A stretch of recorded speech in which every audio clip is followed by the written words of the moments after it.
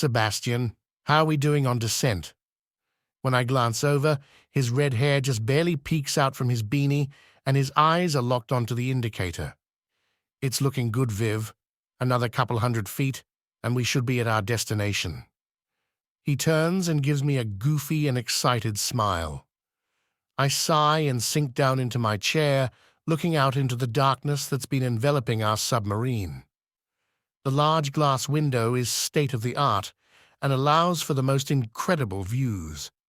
But that's not why my heart is pounding today. Today is the day we will finally touch down at 3,500 feet, and it just might be the day we find what we've been hunting for. The crew bustles around me, each person making sure that we are prepared to settle on the ledge we scouted out weeks ago. It's the perfect spot for our base camp, picked specifically so we can send out rovers and explore in teams using the spheres while having a set place of return. Mike is approaching out of the corner of my eye, and I feel his strong hands settle on my shoulders. "It's finally here, Vivian. Everything we've worked so hard for, everything we've ever dreamed." A soft squeeze almost makes the tears in my eyes overflow. I push myself up and turn around, planting a quick kiss on his lips. We stand there for a moment, just gazing into each other's eyes. We'd fought for this deep dive for so long, trying to convince the committee that this was an exploration worth making. We dedicated our lives looking for cryptids on their terms, and now it was finally ours. This deep-sea beast is what drove us to this line of work to begin with, and we were finally on the verge of finding it. I'm still staring into my husband's eyes, sharing this silent moment when Sebastian calls out to brace for impact. Everyone scatters to the chairs lining the walls, and Mike and I settle into our chairs looking out as we land. There's a loud thud as we hit the ground of the ledge, and we are swayed only briefly before the stabilizing legs are deployed. They drill into the floor beneath us, helping to make sure this large vessel stays in place. The ledge is just on the side of an abyss no diver has ever reached the bottom of, which is why we think our cryptid is settled here. That, and the cave-like structure with multiple caverns lining its sides. This abyss is the perfect hiding spot for our colossal squid cryptid. Our landing stirred the floor, and as the dust settles, the lights on every side of our vessel illuminate the vastness of our home for the next 2 weeks. There are fish scattering out of the light and creatures slithering across the various windows. Everyone is quiet as we take in the beauty of the creatures coming up to explore our submarine, their curiosity drawing them to dart over the glass. Some of them look like aliens, their bones protruding in a defensive fashion, and some with teeth bigger than their mouths can contain. Some of their skin is almost translucent, while others look like they're glowing. I hate to tear my eyes away. "Okay, everybody," I turn to address my small crew. "You've all done an extraordinary job, and I am so grateful that you are all here so we can embark on this journey together. It's been a long day, so I think it would be good for everyone to turn in for the night. Tomorrow, we send out the rovers." I'm met with a round of applause and feel my insides warm at the joy on their faces. The submarine creaks throughout the night, and while I'm excited to be here, I know I shouldn't be too comfortable. We know very little about what lurks deeper in this abyss, or how far up they're willing to come for their prey. This colossal squid we're hunting isn't just a really big squid, it's a true beast. From the stories and various accounts we've heard, its tentacles are lined with razor-sharp suction cups that have small beaks inside each one. It could tear apart even the largest of sperm whales within seconds. Its body is easily described as over 70 feet in length alone, and one person's account even included a blurry image they were able to upload from a rover before it was crushed. It's magnificent.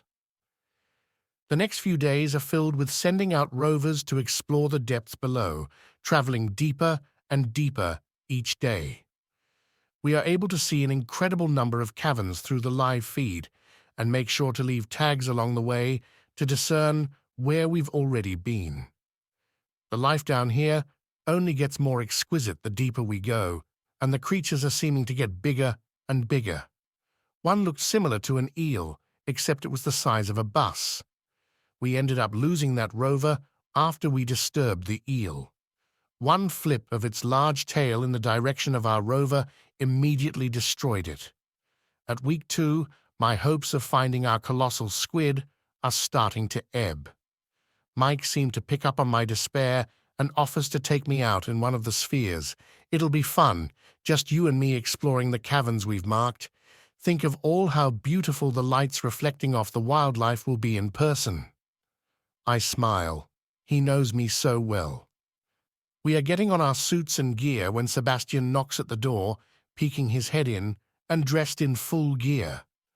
I heard you guys were taking the spheres out, and I was hoping I could join you. Only 24 years old and a biology genius, he was my first pick for our exploration crew. As goofy as he is, he's passionate and has the same drive we had when we first started. Sure, but you'll have to take a single seating sphere. He nods and runs off to the detachment pods. Mike takes the driver's seat of our sphere, and we connect our headsets with Sebastian so we can communicate along the way.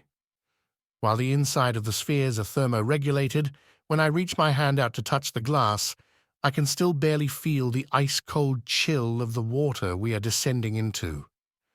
The lights flicker on, allowing us to see at least 20 feet in front of us, and in a few moments, we are passing down along the sides of the abyss. We stay close to the sides to make sure we aren't too disoriented, and we make sure to keep the radar visual for any approaching wildlife. After seeing that giant eel, we don't want to take any chances of stumbling across it again. The spheres are built to withstand way more pressure than our rovers, but still not fun to tumble around in. We are exploring Cave 23, taking in the eccentric lights of the fish and bioluminescent species, when we hear Sebastian call over the headset, "Guys, you may want to come see this. I'm in Cave 35, about 50 feet below you." His voice sounds shaky, so I reassure him that we will be there soon and not to move. Mike sets us at the highest speed we can go, and we're able to make it to Sebastian's location relatively quickly. I'm relieved to see a glimpse of his red hair in his sphere, resting at the mouth of the cavern. "Holy mother of—" Mike's voice trails off, and my relief turns to horror as I look in the direction of his gaze. There, in front of us, is the eel from the other day. It's been torn to shreds, what's left of its body stuck against the roof of the cavern. "Mike," I'm breathless as I come to a realization, "it's still bleeding. Those wounds aren't old." He's already coordinating us back to the sub, and I call out over the headset, "Seb, we need to get back to the submarine ASAP. Do not stop until we are back." He turns his sphere around, following us back out of the cavern and to the submarine at full speed. Whatever took out that eel is out there right now, and if it's our beast, this is the one time I hope we don't find it. My heart sinks when we reach base.